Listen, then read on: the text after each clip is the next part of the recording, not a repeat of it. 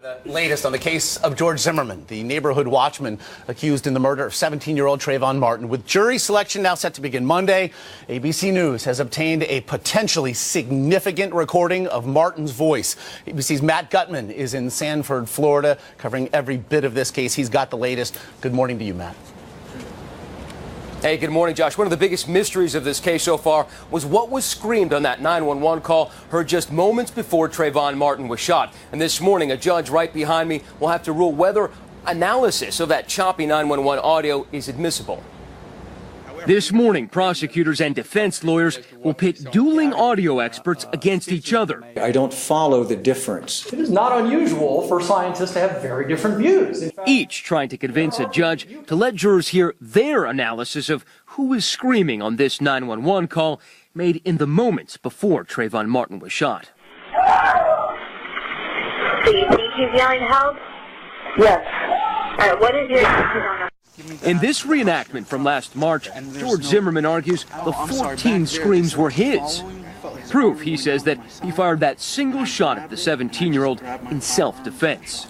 But Martin's family and prosecutors say the call proves Martin was crying for help before he was killed. Ooh, he coming for that. This new audio obtained exclusively by ABC News is the first time Trayvon Martin's voice has been heard publicly. Taken from a video he filmed on his cell phone. We need a behind the scenes. Until this recording was uncovered, audio experts for the defense had no way to compare Martin's voice to the 911 call. Kent Gibson, a forensic audio expert who is not affiliated with the trial, tells ABC News he believes the screams in the 911 call are more likely Zimmerman's than Martin's. But he says the recording is not clear enough to make a conclusive determination. The 911 recording is probably the best evidence of what happened other than George Zimmerman himself. And remember, we don't have the testimony from Trayvon Martin. Something his mother, Sabrina Fulton, is keenly aware of. How would you describe the last 15 months?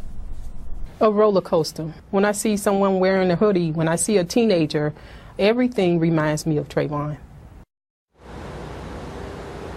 Now, that audio that we obtained was part of a cache found on Trayvon Martin's cell phone. Now, the defense has been saying that the prosecution tried to hide that information from them. They'll be back in court this morning.